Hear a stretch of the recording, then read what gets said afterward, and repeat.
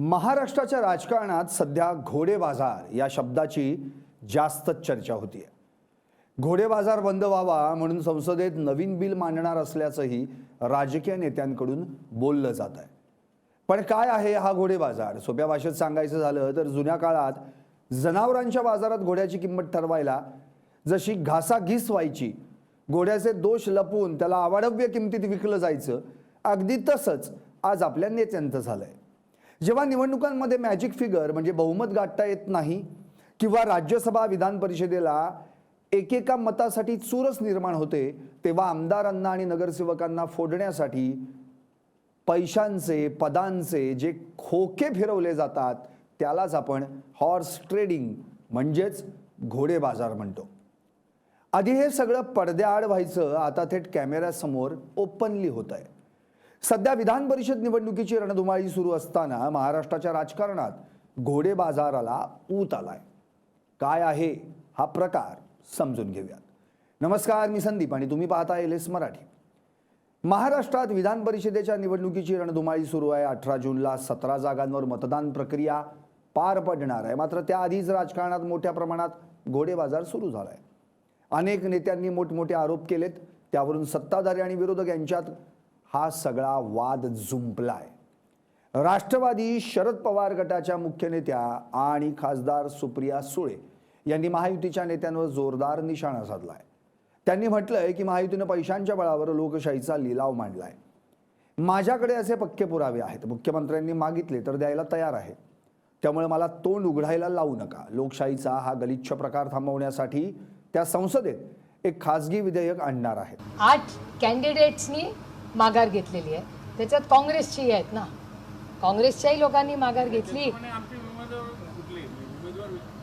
नाही, प्रत्येक ठिकाणी सिच्युएशन वेगळे। घोडे बाजार हवाय का? मी तुम्हाला त्याचा पुढचा टप्पा सांगते। मी स्वतः सुप्रिया सुळे एक नागरिक आणि लोकप्रतिनिधी म्हणून एक पार्लमेंटमध्ये बिल मूव्ह करते, ते तुम्हाला लवकरच दिसेल की अशा या सगळ्या ज्या इलेक्शन्समध्ये जो घोडे बाजाराचा आरोप होतो हे बंद झाला पाहिजे आणि हात वरती करून पार्टीच्या व्हिपनी सरपंच टू लोकसभा हे पारदर्शकच इलेक्शन झालं पाहिजे। हे बिल मी स्वतः मूव्ह करते आणि तुम्हाला पुढच्या काही काळात हा बदल झालेला दिसेल। आणि सगळ्याच पक्षांमध्ये काय काय झालं आधीपासून माहिती होतं, आपल्याकडे नंबर्स नाहीये, घोडे बाजार होणार आहे, तरी सुद्धा तुम्ही उमेदवार दिले, एक एक सोडून 2-2 उमेदवार दिले, अचानक ते विड्रॉ केले। तर हा मेनली इगो सॅटिस्फाय करायचा विषय होता का? जेव्हा वळसे पाटील पवार साहेबांकडे गेले की मग विड्रॉ झाले, काँग्रेसकडे कोणी गेलं की मग त्यांनी विड्रॉ केलं। म्हणजे लोकल ज्या तुमच्या गेमिक आहेत त्या एकदा कम्प्लीट झाल्या की मग विड्रॉल करायचंय आणि आधी काहीतरी वेगळा मेसेज असं सोशल मीडियावरती। नाही बघा, लोकशाहीमध्ये प्रत्येक बोलायला अधिकार आहे। मलाही इलेक्शन कधीच रंगत वाटलं नव्हतं, काय रंगत होतं या इलेक्शनमध्ये, आणि घोडे बाजार इतका जाईल असं मलाही वाटलं नव्हतं, हे मी मान्य करते।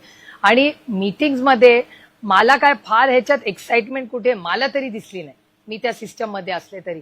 हे एक इलेक्शन आहे, रंगत कधी येते? जेव्हा लोकसभा, विधानसभा, कॉर्पोरेशन उसमें मजा आता है, जेव्हा पारदर्शकपण येतो, गेम असतो, ती फाईट असते, त्या फाईटमध्ये मजा। या इलेक्शनमध्ये आता मध्ये राज्यसभेचं इलेक्शन झालं, सगळेच अनअपोज झाले, नंबर सगळ्यांकडे ते गुणागोविंदांनी झालं असते। खासदार सुप्रिया सुळे यांच्या विधानावर मुख्यमंत्री देवेंद्र फडणवीस यांनी सुद्धा प्रतिक्रिया दिली आहे। फडणवीस म्हणतात की माणसांना पैशांपेक्षा प्रेमानं, विश्वासानं आणि आदरानं जिंकता येतं। जर विरोधकांना हे गणित समजलं तर त्यांना असल्या कायद्यांची किंवा विधेयकांची गरजच पडणार नाही। विरोधकांना देखील फडणवीसांनी यावेळी टोला लगावला। जेव्हा नेत्यांचा आपल्या नेतृत्वावरचा विश्वास उडतो तेव्हाच ते पक्ष सोडतात आणि घोडे बाजार म्हणण्यापेक्षा विरोधकांचं याला अपयश म्हणायला हवं। माणसं पैशापेक्षा प्रेमानं जिंकता येतात हे जर तुम्हाला समजलं तर तुम्हाला अशा प्रकारचं बिल मांडण्याची आवश्यकता पडणार नाही। तथापि या निवडणूक प्रक्रियेत परिवर्तन झालं पाहिजे, या संदर्भात जर कोणी बिल मांडणार असेल तर मला काहीच हरकत नाही। माझंही मत आहे की निवडणूक प्रक्रियेमध्ये परिवर्तन झालं पाहिजे। हा वाद इथंच संपत नाही। विरोधकांनी थेट आकड्यांची लिस्टच बाहेर काढली। पूर्व विदर्भातील चंद्रपूर आणि गडचिरोलीचे काँग्रेसचे 60 पेक्षा जास्त नगरसेवक अचानक नॉट रिचेबल झाले होते। त्यांना क्रॉस वोटिंगसाठी प्रत्येकी 5-5 लाख रुपयांचा टोकन मनी दिलाय आणि रिसॉर्ट पॉलिटिक्ससाठी थेट गोव्याला पाठवलंय असा थेट आरोप काँग्रेसचे विजय वडेट्टीवार यांनी केलाय. काँग्रेस आता या नगरसेवकांच्या घरांवर नोटिसा आणि व्हीप चिकटवणार आहे. राज्यात विधान परिषदेच्या निवडणुकीत एका दिवसात 150 कोटी रुपयांचा वापर करण्यात आला असा आरोप शिवसेना उद्धव बाळासाहेब ठाकरे पक्षाचे खासदार संजय राऊत यांनी म्हणत खळबळ उडवून दिली. या आरोपानंतर त्यांच्यावर सत्ताधाऱ्यांनी हल्लाबोल केलाय. ज्यानंतर आज रविवारी पुन्हा एकदा राऊतांनी आरोपांवर ठाम राहत विधान परिषदेच्या निवडणुकीत घोडेबाजार झाला हे सत्ताधाऱ्यांनी मान्य करावं असं म्हटलंय. यावेळी राऊतांनी देवेंद्र फडणवीस यांच्यावरही निशाणा साधलाय. माणसं प्रेमानं जिंकता येतात, मग 50-50 कोटींचा काय प्रकार होता असा सवाल राऊतांनी उपस्थित केलाय. असं तुम्ही काल घोडेबाजाराचा जो आरोप करताय त्याला फडणवीसांनी एक विधान केलंय की माणसं प्रेमाने जिंकता येतात, पैशाने नाही. मग 50-50 कोटीचा काय प्रकार होता? एवढं प्रेम असेल, 50-50 कोटी प्रेमानं देणार असतील तर ते 50-50 कोटी जे काय काही हजारो कोटी आहेत ते इतरांनाही पाठवून द्या ना प्रेमानं. जे तुमच्या पक्षाबरोबर येणार आहेत सरकार बनवण्यासाठी त्यांनाच 50-50 कोटी कशाला? या राज्यामध्ये खूप गरीब लोक आहेत अजून, ज्यांना पैशाची गरज आहे, त्यांच्यापर्यंत पैसे पोचवा तुम्ही. प्रेमाने काय जिंकताय तुम्ही? आता सत्ताधारी सुद्धा गप्प बसले नाहीत. विरोधकांच्या प्रत्येक प्रश्नाला सत्ताधारी काउंटर करतायत. स्वतःच्या घरात लागलेली आग विझवता येत नाही, आमदार नगरसेवक सांभाळता येत नाहीत म्हणून पराभवाच्या भीतीनं विरोधक हे असले बिनबुडाचे आरोप करून सहानुभूती मिळवण्याचा केविलवाणा प्रयत्न करतायत असं म्हणणं आहे. हा खेळ आता साधा राहिलेला नाहीये, याला प्रॉपर कॉर्पोरेट स्वरूप आलंय. कसा चालतो हा घोडे बाजार पाहूयात ग्राफिक्सच्या माध्यमातून. 1. Data collection. 2. नेत्यांमधील कमकुवत धागा शोधणं. 3. ऑफर देणं किंवा ईडी सीबीआयचा धाक दाखवणं.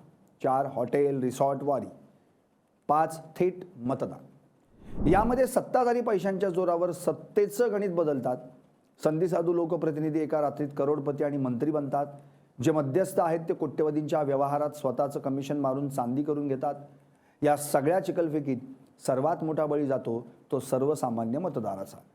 जनता महागाई, बेरोजगारी, पाण्याची समस्या, पेपर लीक प्रकरण, भ्रष्टाचार आणि खराब रस्त्यांशी झुंजतीये आणि त्यांनी निवडून दिलेले नेते मात्र करोडोंच्या रिसॉर्टमध्ये मज्जा मारतायत. जोपर्यंत मतदार स्वतः जागरूक होत नाही तोपर्यंत हा तमाशा थांबणार नाही. जो नेता निष्ठा विकतो, पक्ष बदलतो, त्याला पुढच्या निवडणुकीत कोणती दया न दाखवता थेट घरचा रस्ता दाखवला पाहिजे. जेव्हा या विकल्या जाणाऱ्या नेत्यांची सामाजिक प्रतिष्ठा संपेल तेव्हाच या घोडे बाजाराला खीळ बसेल. छत्रपती शिवाजी महाराज, महात्मा फुले आणि डॉक्टर बाबासाहेब आंबेडकरांच्या या पुरोगामी महाराष्ट्रात लोकशाहीचा असा लिलाव होणं ही शरमेची बाब आहे. तुम्हाला काय वाटतं? कमेंट करून नक्की सांगा.